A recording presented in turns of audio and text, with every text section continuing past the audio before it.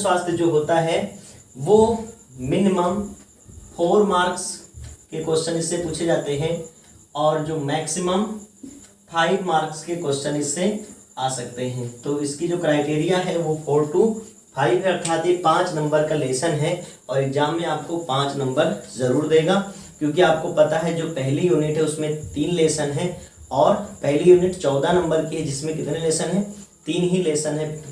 पुष्पी पौधों में लैंगिक जनन, मानव में जनन और इसके बाद जनन स्वास्थ्य, तो ये 3 लेसन जो है वो तीनों कंप्लीट हो जाएंगे। तो 3 जो है वो कितने नंबर के हो गए, 14 नंबर के। तो 14 नंबर की जो पहली यूनिट है वो आपकी कंप्लीट हो जाएगी। तो बात करते हैं इसमें क्या क्या आपको पढ़ना है।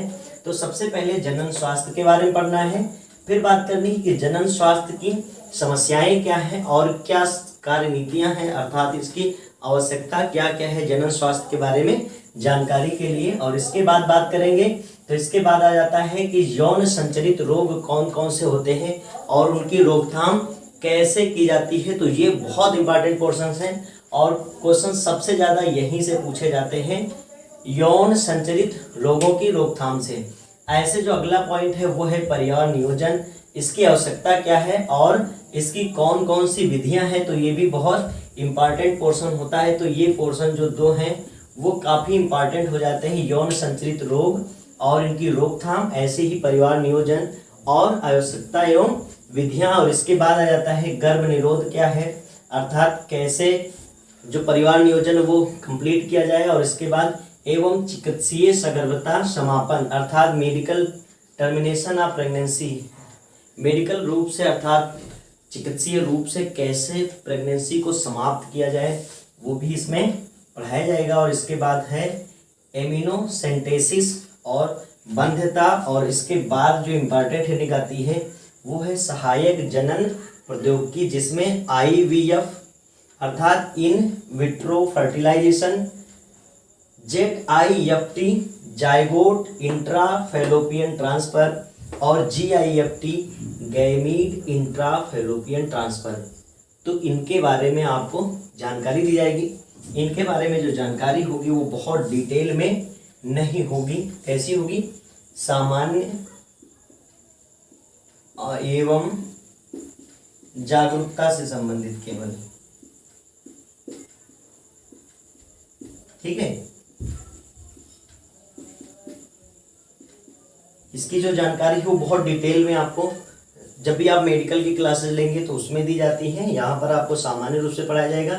तो कुछ इसमें बहुत ज़्यादा इंपॉर्टेंट टॉपिक्स हैं वो आपको ज़रूर इसमें लर्न करने होते हैं। और लर्न क्या, अगर आप समझ लेते हैं तो लर्न करने की आवश्यकता नहीं होती। हालांकि ये जो लेसन इसमें बहुत कम फिगर आपको मिलेंगे, क्योंकि जो बायोलॉजी है वो फिगर से बहुत अच्छी समझ आती है, लेकिन इसमें फिगर थोड़े कम है। लेकिन अगर आप समझोगे तो बहुत अच्छे से ये लेसन समझ में आने वाला है। तो सबसे पहले हम अपने पहले पॉइंट पे बात करते हैं जनन स्वास्थ्य पर। किस पर बात करते हैं, जनन स्वास्थ्य पर। जनन स्वास्थ्य क्या है।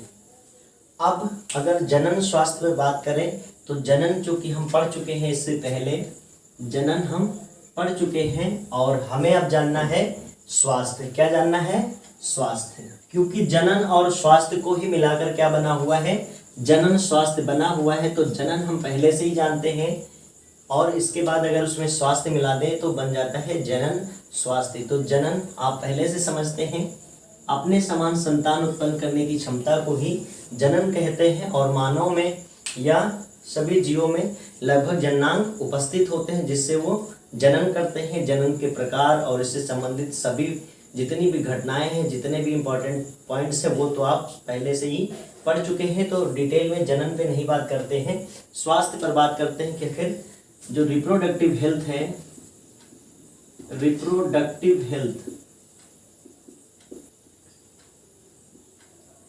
इसमें हेल्थ क्या है, ध्यान से देखिएगा। हेल्थ समझना सबसे ज़्यादा जरूरी होती है। शरीर की 2 दशा होती है, एक होती है स्वस्थ दशा और एक होती है रोगीली दशा। रोगीली दशा में वो व्यक्ति रोगी कहलाता है, जबकि जो स्वस्थ दशा में होगा वो व्यक्ति कैसा कहलाएगा, स्वस्थ कहलाएगा।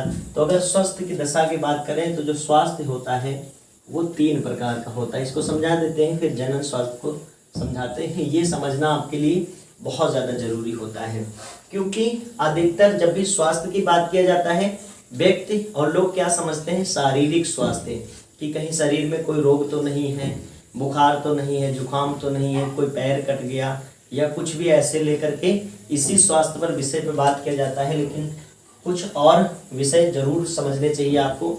जैसे जो स्वास्थ्य होता है वो मेनली 3 प्रकार का होता है, शारीरिक, मानसिक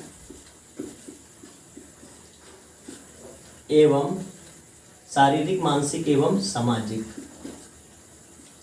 स्वास्थ्य कितने प्रकार का होता है, शारीरिक, मानसिक और सामाजिक। ऐसे रोग भी शारीरिक, मानसिक और सामाजिक। क्लियर होगी बात? शारीरिक रोग, मानसिक रोग और सामाजिक रोग। सामाजिक रोग पर भी बात करेंगे, मानसिक रोग पर भी बात करते हैं। तो शारीरिक के बारे में आप बहुत डिटेल में जानते होंगे। व्यक्ति का शरीर यदि सुचारू रूप से कार्य कर रहा है, यदि सुचारू रूप से कार्य कर रहा है, उसके सभी जैविक क्रियाएं, उसके सभी अंग सामान्य रूप से एज जैसा उनका फंक्शन है वो उस प्रकार कार्य कर रहे हैं, तो वो व्यक्ति जो है वो शारीरिक रूप से कैसा है, स्वस्थ है। उसको क्या बोलेंगे आप, शारीरिक रूप से वो व्यक्ति स्वस्थ है। जबकि अगर सुचारू रूप से काम नहीं कर रहा होगा तो उसको क्या बोल देंगे कि वो अस्वस्थ है या शारीरिक रोगी है। जैसे बुखार हो जाना,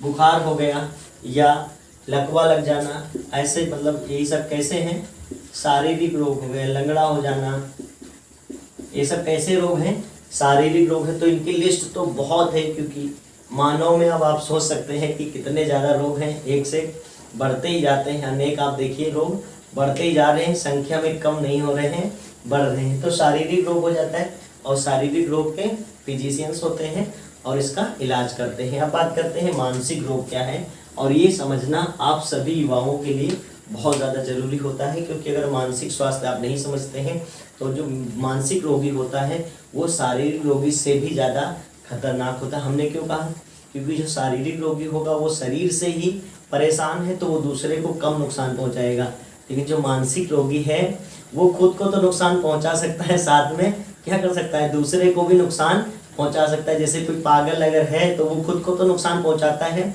बगल वाले को भी नुकसान पहुंचा सकता है। तो जो मानसिक रोगी होते हैं वो बहुत ज़्यादा परेशान करते हैं। मानसिक रोगी कैसे होते हैं या मानसिक स्वास्थ्य कैसा होता है, ऐसे में जो मानसिक दशा होती है अर्थात जो विचारों की दशा है वो कैसी होनी चाहिए, सामान्य और स्वस्थ होनी चाहिए। अगर ऐसा नहीं है तो व्यक्ति कैसा हो जाएगा, मानसिक रोगी हो जाएगा। और मानसिक में आ जाता है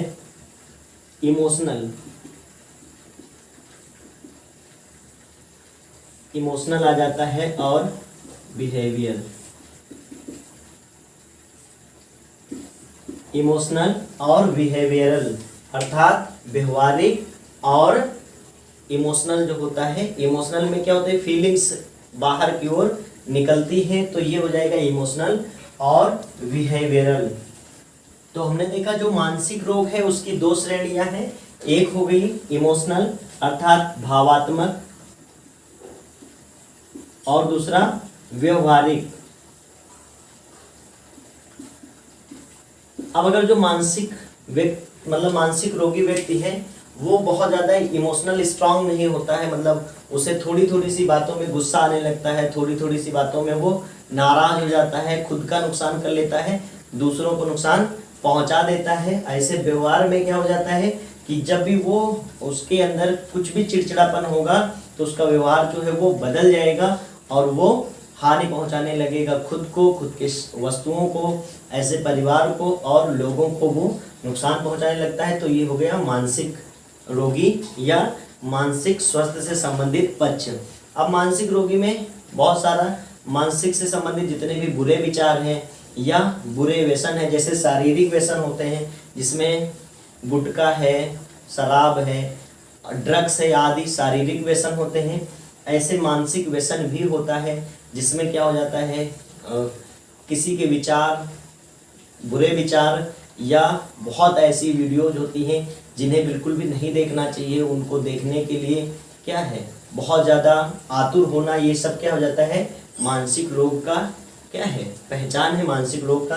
अगर ऐसा कुछ भी है तो मानसिक रोग के जो सिम्टम्स हैं वो यही होते हैं कि किसी प्रकार की वस्तु के लिए मन के अंदर बहुत ज़्यादा बेचैनी होना। जैसे पबजी के बारे में आपने सुना होगा, जो पबजी एक प्रकार का गेम है, अब उसके लिए लोग इतना ज़्यादा उसके आदी हो गए या उसकी हैबिट डाल लिया, जिसकी वजह से जब गेम हट गया, बैन हो गया, तो उसको लेकर के लोग परेशान हो रहे हैं। तो वो एक प्रकार का क्या है, मानसिक रोग है। बात करते हैं सामाजिक रोग क्या होता है या सामाजिक स्वास्थ्य क्या होता है।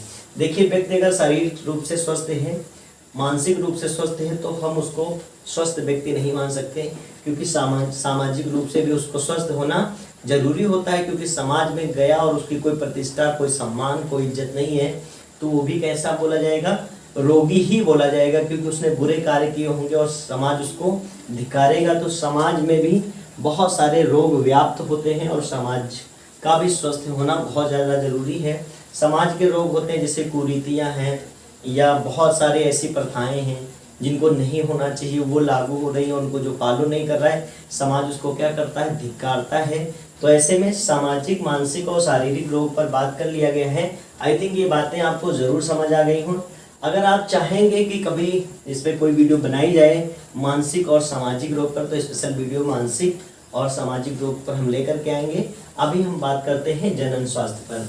देखिए, जनन स्वास्थ्य का जो तात्पर्य होता है, जनन स्वास्थ्य का तात्पर्य होता है जननांगों का सुचारू रूप से कार्य करना। अर्थात इसका जो सामान्य तात्पर्य है, सामान्य तात्पर्य होता है इसका जनरल रूप में, सामान्य तात्पर्य होता है जननांगों का सुचारू रूप से कार्य करना।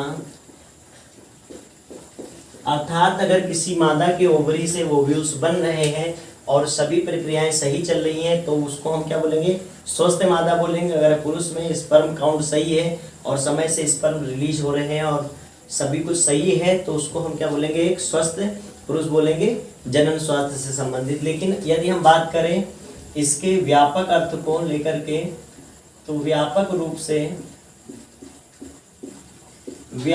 से जो जनन स्वास्थ्य है उसका तात्पर्य होता है WHO के अनुसार, ये वर्ल्ड हेल्थ ऑर्गेनाइजेशन होती है, विश्व स्वास्थ्य संगठन, और वो डिसाइड करती है। तो व्यापक रूप से WHO के अनुसार जनन स्वास्थ्य का तात्पर्य, जनन स्वास्थ्य का तात्पर्य जनन से संबंधित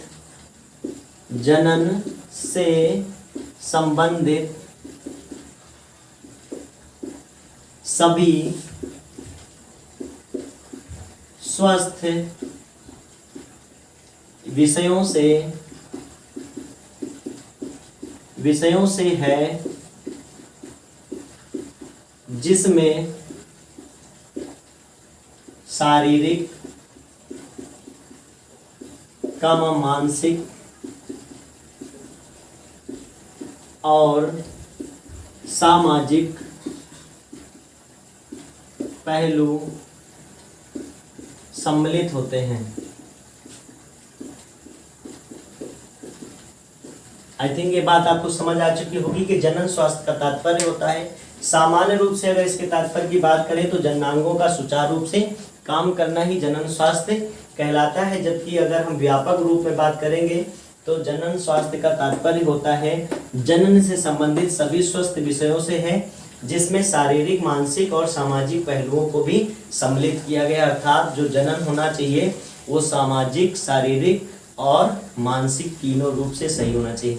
इसको ऐसे आप समझ सकते हैं कि मान लेते हैं ये मेल है और ये फीमेल है, इन दोनों को प्रजनन क्रिया करनी है। क्लियर। अब सबसे पहले तो मेल का शरीर कैसा होना चाहिए, स्वस्थ होना चाहिए। फीमेल का शरीर जो है वो स्वस्थ होना चाहिए। क्लियर। तो ये हो गया पक्ष शारीरिक स्वस्थ का, अर्थात ये दोनों शारीरिक रूप से स्वस्थ है और ये जो जनन है वो स्वस्थ क्रिया रहेगी।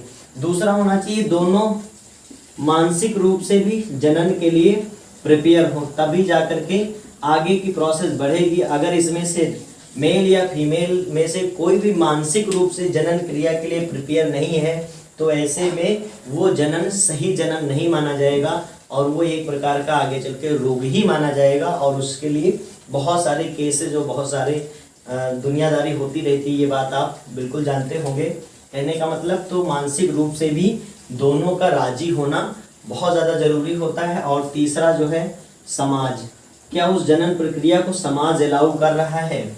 अगर नहीं कर रहा है तो भी वो जनन सही नहीं माना जाएगा। आप समझ रहे होंगे मेरी बात, मुझे लग रहा है कि सबसे पहले तो शारीरिक रूप से नर और मादा का स्वस्थ होना जरूरी है। दूसरा, मानसिक रूप से राजी होना या स्वस्थ होना बहुत ज्यादा जरूरी। कोई मानसिक रोगी नहीं होना चाहिए, पता चले इसमें मेल जो है वो पागल है, अभी तो समस्या हो जाएगी, या फीमेल पागल है तब भी समस्या हो जाएगी। तो मानसिक रूप से भी दोनों कैसे होने चाहिए? स्वस्थ होने चाहिए। और जो तीसरा है सामाजिक, पता चले समाज पागल है तो भी तो समस्या आ जाएगी। तो समाज भी कैसा होना चाहिए? सही होना चाहिए। तो समाज उसको अलाउ कर रहा हो, तो ये तीनों कंडीशंस जब फॉलो होंगी तभी हम उसको जनन स्वास्थ्य बोल सकते हैं। तो WHO की जो परिभाषा है वो बहुत सही परिभाषा है, अर्थात जनन स्वास्थ्य का तात्पर्य जनन से संबंधित सभी स्वस्थ विषयों से है, जिसमें शारीरिक, मानसिक और सामाजिक पहलू जो होते हैं वो सम्मिलित होते हैं। अब बात कर लेते हैं जनन स्वास्थ्य से संबंधित कौन कौन सी समस्याएं होती हैं और इन समस्याओं का निदान कैसे किया जाता है। तो इस पर बात कर लेते हैं कि जनन स्वास्थ्य से संबंधित कौन कौन सी समस्याएं हैं। तो जनन स्वास्थ्य की समस्याएं, हमारी अगली हेडिंग होगी जनन स्वास्थ्य की समस्याएं।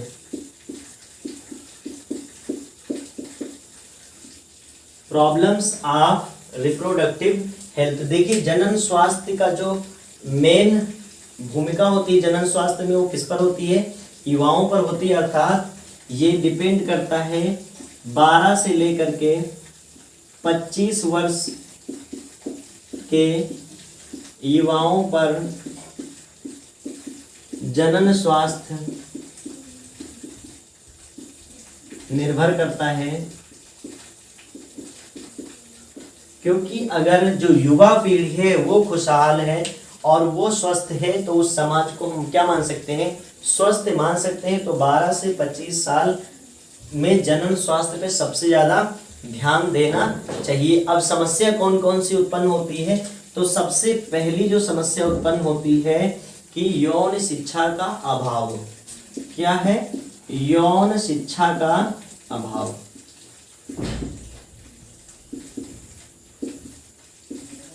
अब ये क्या बात हुई? यौन शिक्षा का अभाव से तात्पर्य है कि बहुत से समाज में यौन शिक्षा से संबंधित कोई भी जानकारी युवाओं को नहीं दी जाती है। ऐसे में वो अनेक यौन संचरित रोगों से पीड़ित हो जाते हैं और रोगी बन जाते हैं। तो ये पॉइंट्स आप आराम से लिख ले जाएंगे। अगर अगली बात करते हैं तो जागरूकता का अभाव। जागरूकता का अभाव। अब आप समझते होंगे कि भारत में बहुत सारा ऐसा समाज है जो बिल्कुल भी जागरूक नहीं है जनन स्वास्थ्य को लेकर के, क्योंकि समाज में ये धारणा होती है कि जो जनन क्रिया है और जनन से संबंधित जितने भी पॉइंट्स हैं उन सबको छिपा के रखना चाहिए। अगर उसकी स्टडी भी कर रहे हो तो छिपा के करना है। तो ऐसा जो है वो एक प्रकार का सामाजिक रोग ही है कि जनन को लेकर के इतना ज़्यादा हाइप बनाना एक प्रकार का सामाजिक रोग है। क्योंकि जनन स्वास्थ्य या जनन से संबंधित बिल्कुल सभी को शिक्षा देनी चाहिए, जो कि भारत सरकार अब क्या कर रही है उसको फॉलो करवा रही है। और यहाँ तक कि 6, 7, 8 में भी यौन शिक्षा से संबंधित चैप्टर्स दिए जा रहे हैं। तो जागरूकता का अभाव होता है जिस कारण बहुत सारे यौन संचरित रोग फैल जाते हैं और हो जाते हैं। और अगला होता है कि कम उम्र में विवाह। और ये सबसे ज्यादा घातक होता है। बहुत से समाज में कम उम्र में लड़कियों की या लड़कों की शादी कर दी जाती है क्योंकि वो यौनारंभ स्टेज में होते हैं और ऐसे में उनके जन्नांग पूरी तरीके से मेच्योर नहीं होते हैं। और जब वो लड़की जो है वो प्रेग्नेंट हो जाती है तो उसकी जो वृद्धि है वो रुक जाती है और आगे चल करके उसके लिए बहुत ही ज़्यादा घातक हो जाती है। अगला पॉइंट हम बात करते हैं तो प्रसव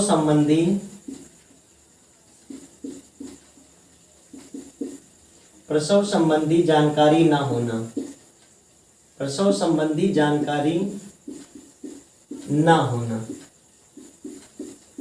हालांकि अब तो समाज बहुत ज्यादा जागरूक हो गया है और प्रसव की क्रिया जो नॉर्मल रूप से हॉस्पिटल्स में होती है, लेकिन पहले ऐसा जागरूकता नहीं थी और जो डिलीवरी होती थी वो बहुत मतलब क्रिटिकल पोजीशंस में होती थी। ऐसे में माँ या बच्चा में से कोई ना कोई एक ना एक एक्सपायर हो जाता था, जो कि बहुत ही दर्दनाक था। तो प्रसव संबंधी जानकारी का ना होना ये भी एक प्रकार का जनन स्वास्थ्य है। और अगला है सही पोषण का ना होना। सही पोषण का ना होना। अब पोषण बहुत ज्यादा जरूरी होता है। सबसे पहले जब यौनारंभ स्टेज में होते हैं तो पोषण की बहुत ज्यादा आवश्यकता होती है, क्योंकि ऐसे में शरीर जो है वो वृद्धि कर रहा होता है, जननांग वृद्धि कर रहे होते हैं, शरीर के बहुत सारे अंग वृद्धि कर रहे होंगे। अगर ऐसे समय पर सही पोषण नहीं मिलता है तो ये भी बहुत ज्यादा हानिकारक होता है। तो सही पोषण भी बहुत ज्यादा आवश्यक होता है। और ऐसे अगर पोषण की बात करें तो जब एक गर्भवती महिला का पोषण सही नहीं होता है तो बच्चा जो होता है वो कुपोषित हो सकता है या वो मृत भी हो सकता है। तो ये सब पॉइंट्स जो हैं वो जनन स्वास्थ्य की समस्याएं हैं, जिसमें से एक मेजर समस्या जो है वो है धार्मिक रूप से बंधा होना। क्योंकि होता क्या है कि समाज ऐसा है, इसमें हर व्यक्ति का किसी न किसी धर्म से बंधा होना बहुत ज़्यादा अनिवार्य कर दिया गया है। और ऐसे में बोला जाता है कि जो बच्चे होते हैं वो ऊपर वाले की देन है, और ऐसे में बहुत सारे क्या हो जाते हैं, चाइल्ड की बर्थ हो जाती है। और एक प्रकार से क्या होता है कि जो परिवार है वो परेशान होता ही, साथ साथ में माँ भी बहुत ज़्यादा परेशान हो जाती है। तो कम उम्र में बार बार बच्चे पैदा करना,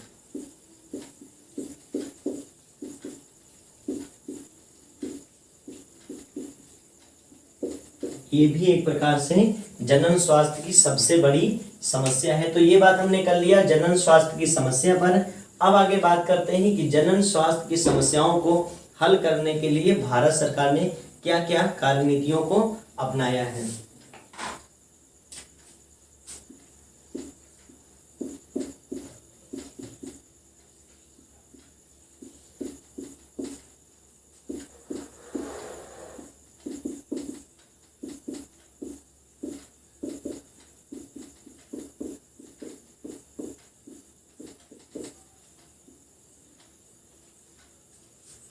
देखिए, जो भारत है उसने जनन स्वास्थ्य के क्षेत्र में काफी कार्य किया है और बहुत सी राष्ट्रीय योजनाओं को चलाया है, जो कि आज जनन स्वास्थ्य में काफी लाभदायक है। जैसे 1951 में भारत सरकार द्वारा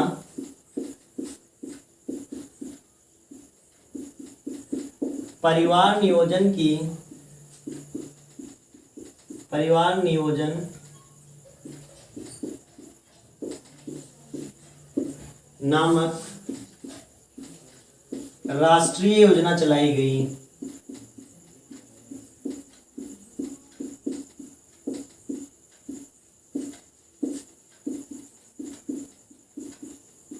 ठीक है, तो भारत सरकार काफी कार्य कर रही है जनन स्वास्थ्य को लेकर के, क्योंकि 1951 से ही जनन स्वास्थ्य पर वर्क चल रहा है और भारत सरकार के द्वारा परिवार नियोजन नामक राष्ट्रीय योजना 1951 में ही चला दी गई थी। और इसके बाद इस पर वर्क हुआ और इसको और ज़्यादा मॉडिफाइड करते हुए 1997 में एक और योजना निकाली गई, एक कार्यक्रम के तौर पर इसको निकाला गया और इसको मॉडिफाइड कर दिया गया। उस कार्यक्रम का नाम था जनन एवं शिशु स्वास्थ्य सेवा कार्यक्रम।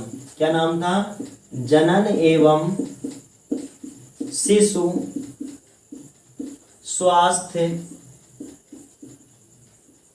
सेवा कार्यक्रम। ठीक है, याद रहेगा नाम, जनन एवं शिशु सेवा स्वास्थ्य कार्यक्रम, और इसे इंग्लिश में कहते हैं reproductive and child health care programme. Reproductive and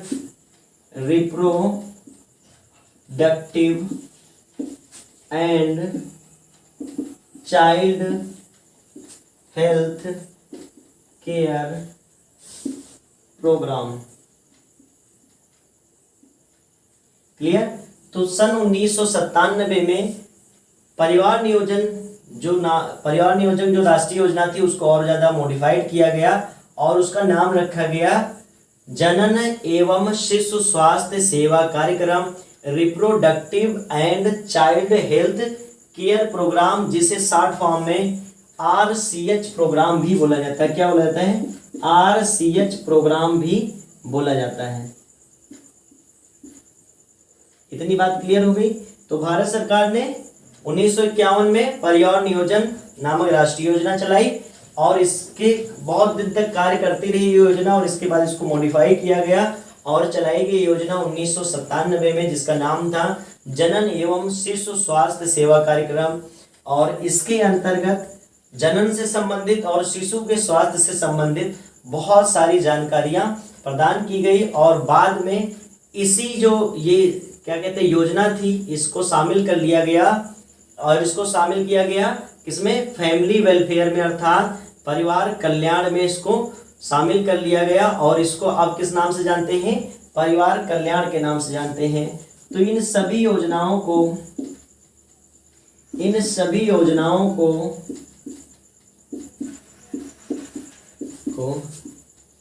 अब परिवार कल्याण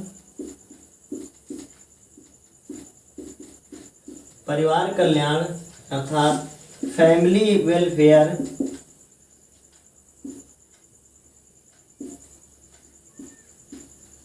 में सम्मिलित कर लिया गया है।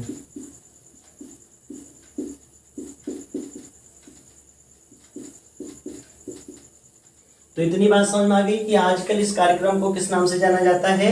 परिवार कल्याण के नाम से जाना जाता है और पहले इसे जाना जाता था जनन एवं शिशु स्वास्थ्य सेवा कार्यक्रम अर्थात RCH प्रोग्राम के नाम से जाना जाता है। उससे पहले इसे जाना जाता था किस नाम से? परिवार नियोजन के नाम से जाना जाता था। अब जो ये योजना चलाई गई है इनका मुख्य उद्देश्य क्या था? इनका मुख्य उद्देश्य क्या था उस पर बात करते हैं। तो इनका जो उद्देश्य था उस पर बात कर लेते हैं। तो उद्देश्य सबसे पहला था यौन शिक्षा को बढ़ावा देना। यौन से संबंधित शिक्षा को बढ़ावा देना सबसे प्रमुख उद्देश्य था। यौन शिक्षा को बढ़ावा देना जिससे अधिक से अधिक लोगों को यौन शिक्षा दी जा सके और यौन संचालित रोगों को क्या किया जा सके? कम किया जा सके। और इसके बाद जो इसका सेकेंड लक्ष्य था वो था कि लोगों को जागरूक किया जाए। जागरूकता इसका दूसरा मुख्य लक्ष्य था और जागरूकता अवेयरनेस में श्रव्य और दृश्य दोनों सामग्रियों का क्या किया गया? प्रयोग किया गया। श्रव्य एवं दृश्य सामग्रियों का प्रयोग करके लोगों को क्या किया गया? जागरूक किया गया। क्योंकि यदि समाज जागरूक नहीं है तो आप समझते हैं वो समाज एक हिसाब से रोग बन जाता है लोगों के लिए। तो समाज का जागरूक होना सबसे ज्यादा जरूरी होता है। तो श्रव्य सामग्री का अर्थ होता है जिनसे सिर्फ सुना जा सके, जैसे रेडियो पर भी आपने देखा होगा, जब भी आप कभी रेडियो पे सुना ही होगा, देखेंगे क्या? तो रेडियो पर भी आपने बहुत सारे एड्स सुने होंगे जो कि परिवार नियोजन से संबंधित थे। ऐसे ही दृश्य सामग्रियों में अब श्रव्य और दृश्य सामग्री होती है। दृश्य सामग्री में होर्डिंग है, पोस्टर है, बहुत सारे बैनर लगा दिए जाते हैं जिसमें यौन से संबंधित जानकारियां दी जाती है। और साथ साथ में श्रव्य दृश्य सामग्रियां होती है जिनसे हम सुन भी सकते हैं, देख भी सकते हैं, जैसे टेलीविजन है, यूट्यूब है, बहुत सारे प्लेटफॉर्म है जिनसे हमको जानकारियां मिलती हैं। तो ये जागरूकता अभियान चलाया गया जिससे लोगों को जागरूक किया गया यौन शिक्षा को लेकर के। और इसका जो थर्ड लक्ष्य था वो था प्रसव एवं शिशु स्वास्थ्य। क्योंकि आपको पता है कि जो शिशु की मृत्यु दर थी वो भारत में ज्यादा थी, अर्थात प्रसव के दौरान शिशु की मृत्यु हो जाती थी। तो उसको लेकर के जनन स्वास्थ्य के दौरान बहुत सारे कार्यक्रम चलाए गए जिससे चिकित्सकों को और लोगों को भी प्रसव से संबंधित बहुत सारी जानकारियां दी गई, और ताकि जो प्रसव है वो सुरक्षित हो सके और जच्चा और बच्चा दोनों सुरक्षित रूप से प्राप्त हो सके। तो ये इसका तीसरा मुख्य लक्ष्य था। और अगर चौथे मुख्य लक्ष्य की बात करें तो चौथा मुख्य लक्ष्य था परिवार नियोजन। क्या था? परिवार नियोजन। लोगों को परिवार नियोजन से संबंधित बहुत सारी जानकारियां देना, जैसे गर्भ निरोध को लेकर जानकारी देना, और ये भी बताना कि जो बच्चे हैं वो ऊपर वाले की देन नहीं है। आप जितने अधिक पैदा करोगे उतने ही पैदा होंगे। आप पैदा करना बंद कर दोगे, बच्चे पैदा होना बंद हो जाएंगे। और पैदा होना जो है वो डिपेंड किस पे कर रहा है? आप पर कर रहा है। अगर आप बहुत सारी विधियों का इस्तेमाल करेंगे तो जो बच्चे पैदा होना है वो बंद हो जाएंगे और परिवार नियोजित होगा। और साथ साथ में छोटा परिवार का लाभ भी बताया गया। छोटा परिवार, सुखी परिवार। छोटा परिवार और सुखी परिवार की धारणा लोगों में बताई गई।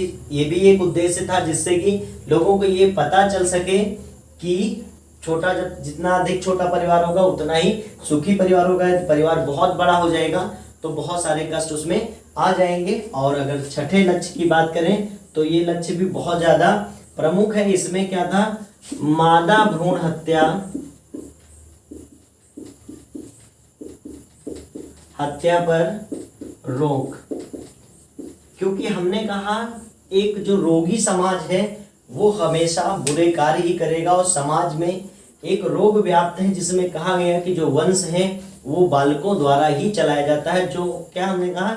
एक मानसिक बीमारी ही, एक मानसिक सोच के रूप में क्या है? बीमारी है। ये एक प्रकार का रोग है और कुछ नहीं है। तो चूंकि आप आगे चल के आनुवंशिकी पढ़ाएंगे तो उसमें हम जानेंगे कि जो वंश है वो लड़के और लड़कियां दोनों से चलता है, क्योंकि आपके जीन्स जो हैं वो बेबी गर्ल हो या बेबी बॉय दोनों में होते हैं। तो वंश क्या है? दोनों में पहुंचते हैं। ऐसे में आप कभी भी नहीं सोच सकते कि जो बालक है वही आगे चल करके वंश को चलाएगा, चूंकि समाज में धारणा होती थी। और ऐसे में मादा भ्रूण की हत्या ही कर दी जाती थी गर्भ में ही, और इसलिए भारत सरकार द्वारा इस पर पूरी तरीके से प्रतिबंध लगा दिया गया। अगर कोई ऐसा है जो मादा भ्रूण की जांच भी कराता है तो भी उस पर जुर्माना और जेल तक हो सकती है। रोक भी लगी है। जितने भी पैथोलॉजी हैं या अल्ट्रासाउंड सेंटर है उन सब पर आपने पोस्टर देखा होगा कि मादा लिंग का जांच कराना कानूनन जुर्म है, और यहाँ पर नहीं होता है। तो ये मुख्य लक्ष्य थे। अब जनन स्वास्थ्य की आवश्यकता है। आवश्यकता का तात्पर्य यही है कि जब भी समाज, अगर हमको एक स्वस्थ समाज का निर्माण करना है तो वो जनन से भी स्वस्थ होना चाहिए, और उसके लिए हमको ये उद्देश्य अपनाने होंगे। लोगों को अधिक से अधिक क्या करना होगा?